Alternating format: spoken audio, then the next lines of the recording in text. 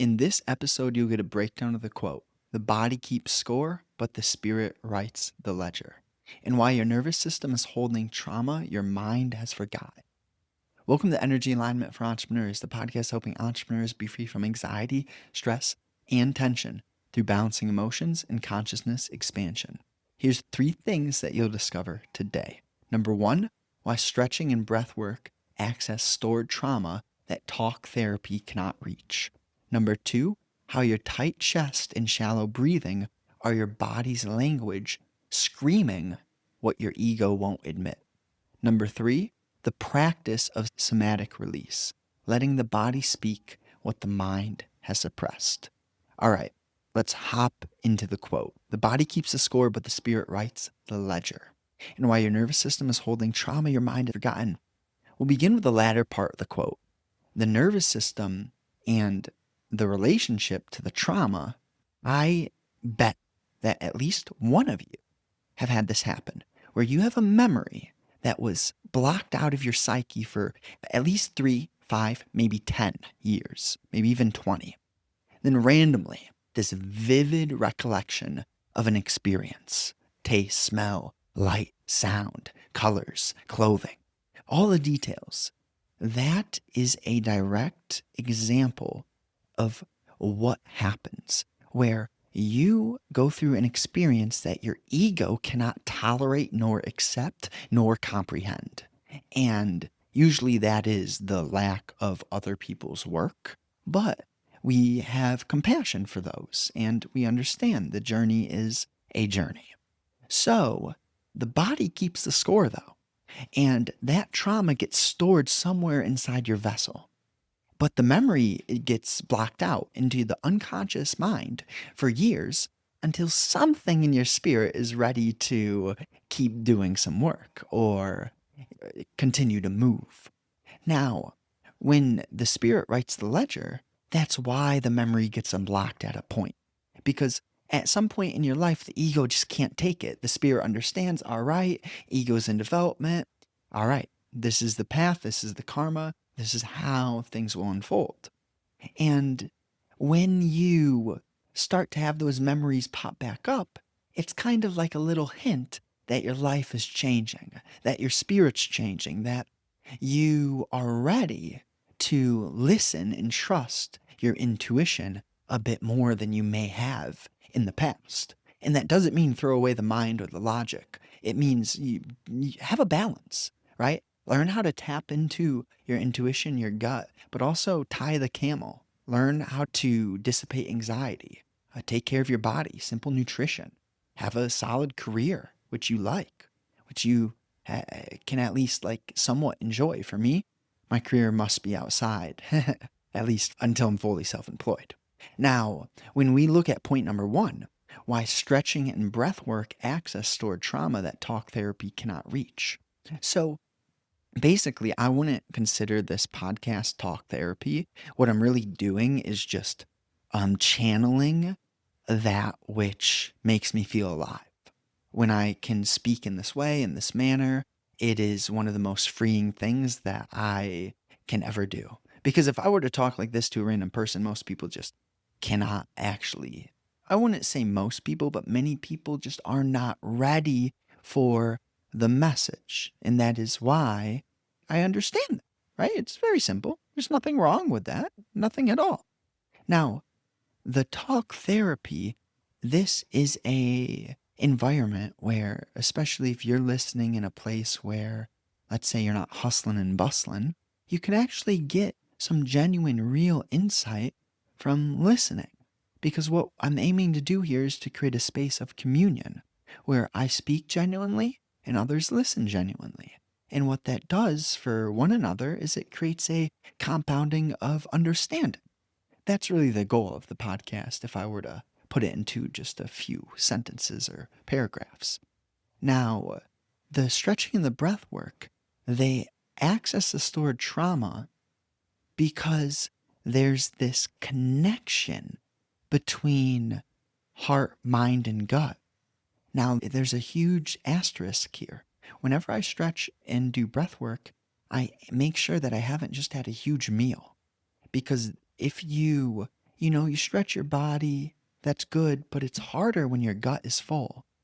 And the big purpose of breathwork and meditation is to have a symbiosis, a full kind of your awareness isn't just in one place, and all simultaneously it is. So when your gut is stuck processing a bunch of food, it's a bit harder because all the energy needs to be used by your physical organs and your blood cells, etc. The details, the nuances of the physical body are in play and the systems are working. So you kind of have to look at your life and your moment kind of like voltage and energy, where we can power, but we need to have the right amount of power and the correct transitions. For example, if you put like a small bulb into too much power, the bulb breaks. So we need those correct connections. What I mean when I say this is stretching and breath work are great channels to release trauma that was stored extremely deeply in the body. You will definitely be able to release energetic blockages and traps through talk, through conversation. You can even release very deep blockages and traumatic storages through conversation. But there's just a little bit of a nuance when you're in pure silence, stretching, meditating, really feeling the breath, and when you are in more of a talkative state.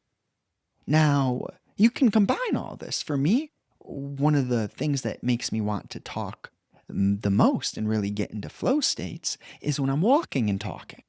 So you can see how pairing stretching and breath work can work well together.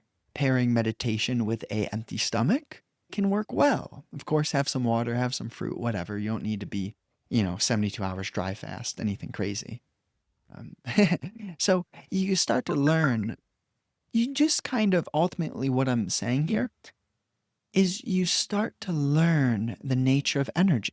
If anything, that's what this is about. The body keeps score, the spirit writes the ledger. You get to feel the energy of the spirit in the body and the egotistical mind, where how all this kind of works together, the outward stimulus as well, the digital distraction. You just see, man, this is like, I have my nervous system, I have my thoughts, I have my body, my gut. There's a lot going on, and I can really conduct this thing however I want. And that's what we're learning to do as humanity kind of changes and taps into the innate intelligence of creation.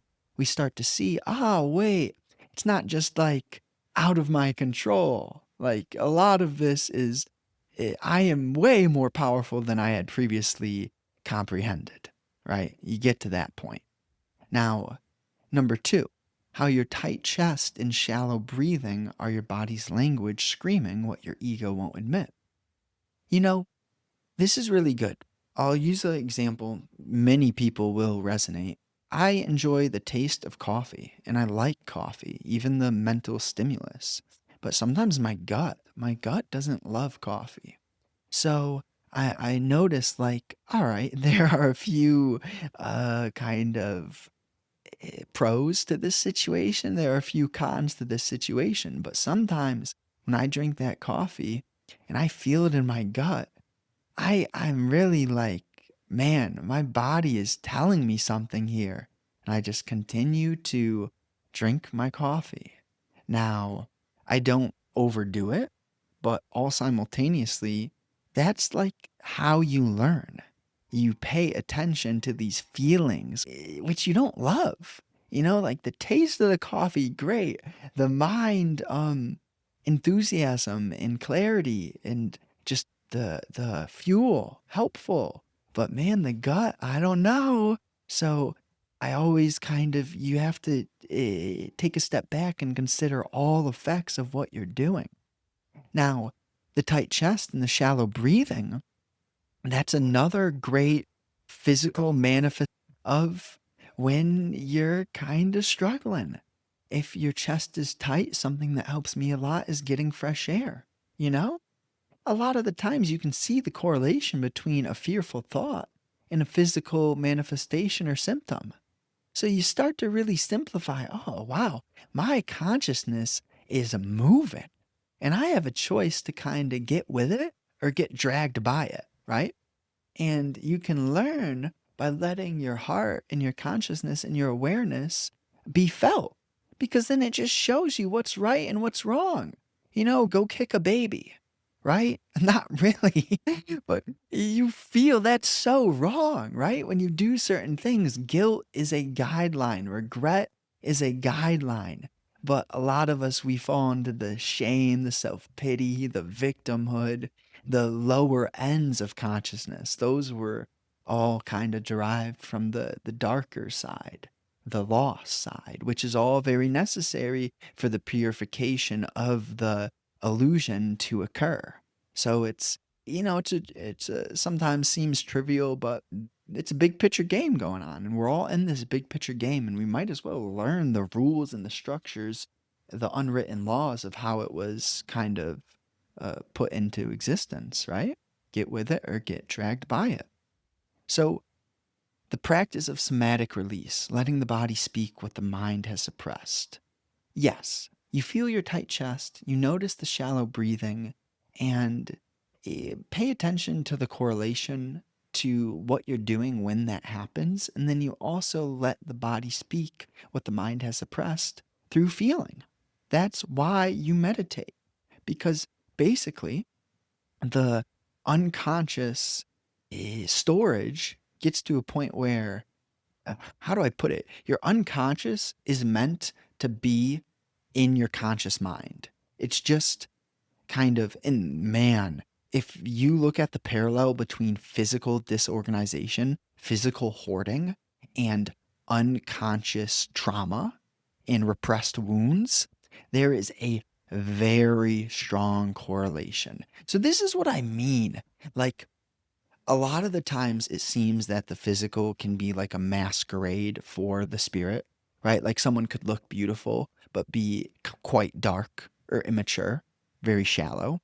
But then on other ends, the physical is a great parallel. So it's really the balance of don't judge a book by its cover, look at the book cover. Don't judge the entire book by the cover, but yeah, you definitely do need to look at the book cover. It's a balance. Can you look without judgment? That's basically what I'm saying. Can you look without judgment? Because then you're like the owl. Then you see, then you observe, you watch, and you understand. You're not here to be understood, you're here to understand. So that's how you release. The practice of this real release is you meditate and you feel and you live a life of devotion. You walk, you get fresh air, you exercise, you're on point with your nutrition. Your screen time isn't taking over your life. You have a project that you care about. You treat people how you want to be treated. You do all of that, and your body, your spirit will have a symbiosis. You'll start to feel more. You'll start to be able to release what's been trapped. As what has been trapped gets released, that space which the trapped energy took up, new energy replaces that space. So the question is, what is the essence of this new energy? How does this new energy work? What does it do for humanity? What does it do for you? Right? And that's kind of the next volume of the century that we live in. Because this age is brought upon us, it's happening, it's inevitable. The earthquake, it's here. I mean, you'll feel it. If you see it in your life, you'll feel it, you'll notice it, you'll see it within you. It's subtle, and sometimes it's fast. It's a balance, and sometimes the waves crash. So we're really looking at this understanding of simplifying our lives. And your body keeps the score, the spirit writes the ledger. You learn to read the book of humanity which has been written on your heart. Your body stores every betrayal, heartbreak, and fear in your fascia, muscles, and nervous system. Meditation accesses the mind, but movement accesses the truth. While your body keeps score of every wound, your spirit has the power to rewrite the entire ledger through presence and feeling. Integration through movement. You cannot think your way out of stored trauma. You must move, stretch, breathe, and feel your way to freedom. Your body is not lying to you. That tightness in your chest, that shallow breath, that tension in your jaw, these are messages from your spirit demanding you to finally feel what you've been running from for years. Thank you so much for listening. New episodes are out Monday, Thursday, 10 a.m. Eastern Time. Share it with a friend if you may. And I wrote a book. That book will help you create a physical transformation as little as 12 weeks. It's $29. Just check out the link. I'm sure you'll like it. It's like a manual. It's very helpful. Very, very value packed. Have a great day.